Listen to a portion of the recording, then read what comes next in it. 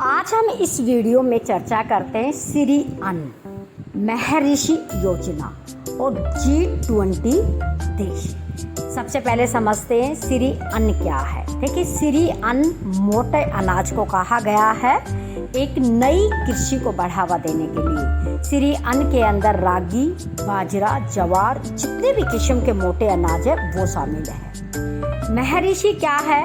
महर्षि एक अंतर्राष्ट्रीय श्री अन्न और प्राचीन अनाज अनुसंधान पहल है। ये देखिए, G20 देशों ने इसको क्या किया है? स्वीकार किया है। अब हम देखते हैं कि भारत की अध्यक्षता में G20 कृषि कार्य समूह की 3 दिवसीय बैठक में शनिवार को टिकाऊ कृषि के लिए ज्ञान, अनुभव और नवाचार को वैश्विक स्तर पर साझा करने पर जोर दिया गया। इस दौरान सदस्य देशों ने भारत के प्रस्ताव पर श्री अन्न यानी कि मोटा अनाज को खेती को प्रोत्साहित करने और उसकी खपत बढ़ाने में सहयोग पर सहमति जताई। कृषि एवं किसान कल्याण मंत्री नरेंद्र सिंह तोमर ने कहा कि महिलाओं, युवाओं को भागीदारी को बढ़ाकर कृषि क्षेत्र को सशक्त बनाया जा सकता है, परिवर्तन लाया जा सकता है और बेहतर भविष्य का निर्माण किया जा सकता है। हैदराबाद में हुई इस बैठक में G20 के सदस्य देशों के कृषि मंत्रियों ने भाग लिया। केंद्रीय मंत्री ने बताया कि वाराणसी की बैठक में लॉन्च अंतर्राष्ट्रीय श्री अन्न और प्राचीन अनाज अनुसंधान पहल यानी कि महर्षि को G20 देशों को सर्वसम्मति से मंजूरी दे दी गई। इसका पहल है कि उद्देश्य श्री अन्न व अन्य पारंपरिक अनाजों की खेती और खपत को दुनिया में बढ़ावा दिया जाएगा, क्योंकि इसमें पोषण मूल्य के साथ साथ खाद्य सुरक्षा में भी सहयोग मिलेगा। अनुसंधान, ज्ञान का आदान प्रदान, तकनीकी सहयोग के जरिए श्री अन्न को बढ़ावा देना है।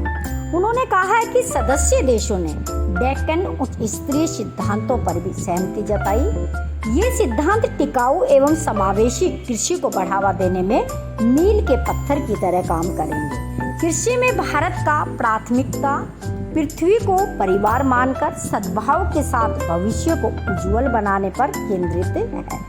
बैठक में कृषि उत्पादकता बढ़ाने के लिए नवाचार और प्रौद्योगिकी हस्तांतरण पर भी जोर दिया गया। आगे कृषि मंत्री ने कहा कि भारत टिकाऊ कृषि, खाद्य सुरक्षा, ग्रामीण विकास, पर्यावरण संरक्षण को महत्व देना समझता है।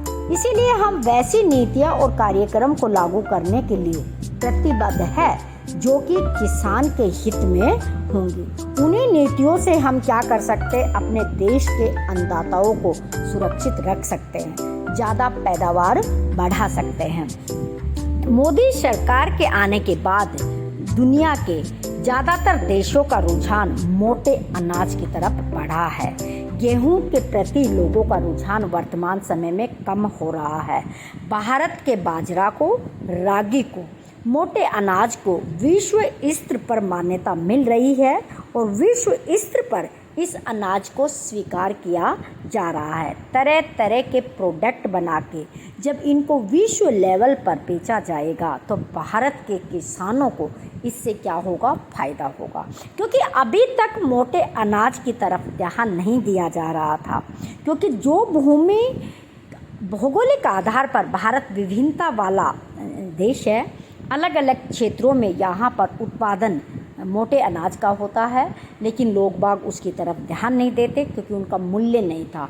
अब मोटे अनाज की कृषि करने वाले किसानों को भी फायदा होगा, देश के विकास को गति मिलेगी, कृषि क्षेत्र में क्या होगा? आर्थिक विकास होगा। अब मोटे अनाज को विश्व स्तर पर पहचाना जाएगा, अलग अलग तरीके से प्रोडक्ट बनाए जाएंगे। ऐसा अंतर्राष्ट्रीय लेवल पर इस चीज़ को स्वीकार किया है।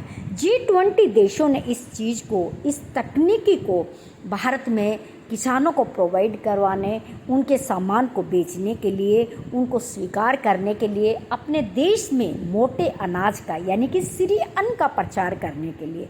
पहली बात तो श्री अन्न जो नाम रख दिया उसी से ही इसको इतनी ज़्यादा प्रसिद्धि मिल जाएगी।